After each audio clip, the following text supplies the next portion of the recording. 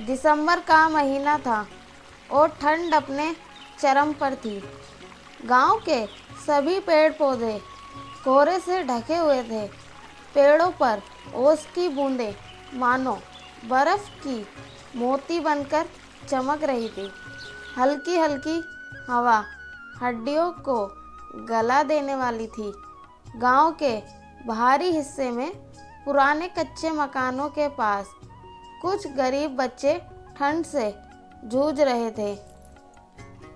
गांव का नाम मिर्जापुर था। यह गांव हरे भरे खेतों और ऊंचे ऊंचे पेड़ों से घिरा था, लेकिन इस गांव में अमीर और गरीब के बीच एक बड़ी खाई थी। गांव के एक कोने में कच्ची झोपड़ियों का एक छोटा सा समूह था, जहां रोज की तरह बच्चों का संघर्ष आज भी जारी था। उन बच्चों में सबसे बड़ा अर्जुन था, जो केवल 13 साल का था। उसके छोटे भाई बहन गुड़िया और सोनू उसकी जिम्मेदारी थी। ठंड इतनी ज्यादा थी कि झोपड़ी की दीवारें कपकपा रही थी। अर्जुन ने अपनी फटी हुई चादर से गुड़िया और सोनू को ढक दिया, लेकिन भूख ने उनकी तकलीफों को और बढ़ा दिया। अर्जुन ने कहा, गुड़िया और सोनू, तुम यहीं रुको, मैं कुछ खाने का इंतजाम करने की कोशिश करता हूँ। गुड़िया ने कांपती हुई आवाज में कहा, भैया जल्दी आना, बहुत ठंड लग रही है। अर्जुन ने उसकी आंखों में देखा और अपने दर्द को छिपाने की कोशिश करने लगा और उनके सामने मुस्कुराने की भी कोशिश करने लगा। अर्जुन गांव के चौपाल की तरफ बढ़ा। वहां कुछ लोग आग के पास बैठे थे।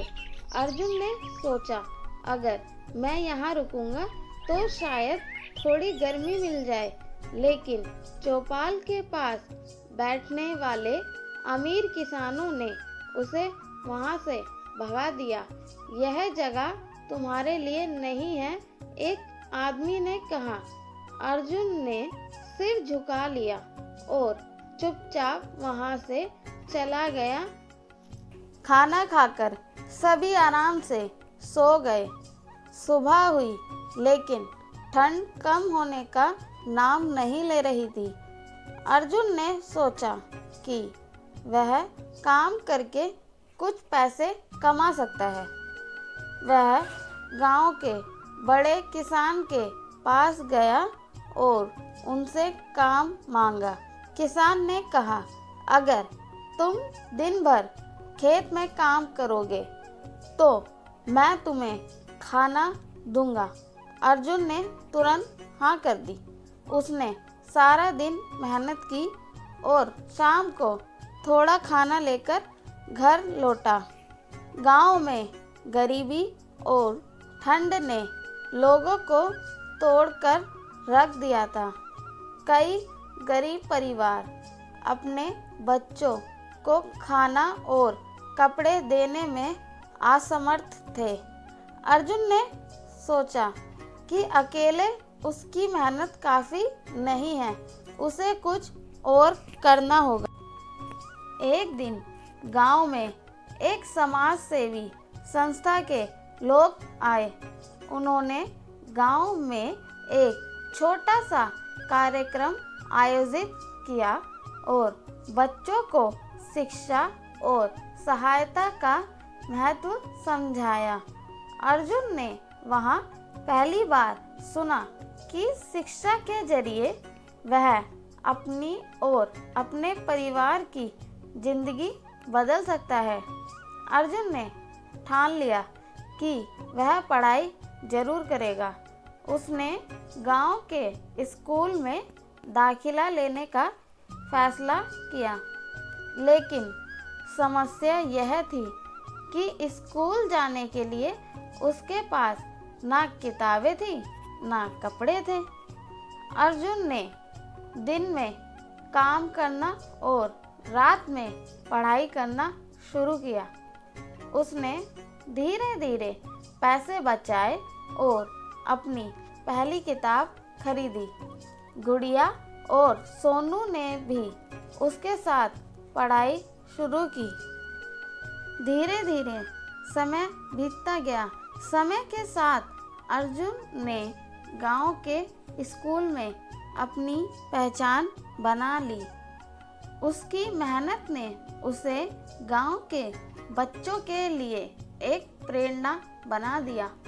समाज सेवी संस्था ने उसकी मदद की और उसे बेहतर शिक्षा के लिए शहर भेजा। अर्जुन को शहर भेजा गया जहां उसने पहली बार बड़ी बड़ी इमारतें देखी, तेज भागती गाड़ियां और नई तकनीकें देखी। लेकिन यहाँ भी उसके संघर्ष खत्म नहीं हुए। नए मोहल्ले में ढलने के लिए उसे कई चुनौतियों का सामना करना पड़ा। शहर के स्कूल में अर्जुन ने खुद को साबित किया। उसने महसूस किया कि शिक्षा ही उसका सबसे बड़ा हथियार है। अर्जुन ने न केवल खुद पढ़ाई की बल्कि अपने जैसे अन्य बच्चों की मदद के लिए भी काम किया। अर्जुन ने शहर में स्कूल पढ़ने के बाद वहाँ पर कॉलेज भी किया और कॉलेज की पढ़ाई के साथ साथ उसने एक कंपनी में नौकरी भी शुरू कर दी थी। अब उसे काफ़ी मदद मिलती थी जिससे कि वो गरीब बच्चों की मदद कर पाया। धीरे धीरे उसे समझ में आ गया था कि पढ़ाई से ही अपने भविष्य को बदला जा सकता है। अर्जुन ने न केवल अपना भविष्य बदला बल्कि उसने अपने भाई बहनों का भी भविष्य बदल दिया था और साथ ही साथ जो गांव के और बच्चे थे उनको भी पढ़ने के लिए प्रेरित करता था और वो खुद एक मिसाल बनकर साबित हुआ। अर्जुन ने गांव वालों के सामने एक मिसाल साबित कर दी थी कि मेहनत और संघर्ष से सब कुछ बदला जा सकता है। अर्जुन ने कुछ समय बाद गांव में एक छोटा सा स्कूल शुरू किया जहां वह गरीब बच्चों को मुफ्त में पढ़ाता था। गांव के लोगों को समझाया कि शिक्षा से उनकी जिंदगी बदल सकती है। अर्जुन ने पढ़ाई के महत्व को बहुत अच्छे तरीके से समझाया क्योंकि अर्जुन ने खुद अपने जीवन में बहुत संघर्ष किया था जिससे उसने एक कामयाबी हासिल की। अर्जुन की कहानी यह सिखाती है कि कठिन से कठिन समय में भी हार नहीं माननी चाहिए। संघर्ष और दृढ़ निश्चय से हर मुश्किल का हल निकाला जा सकता है।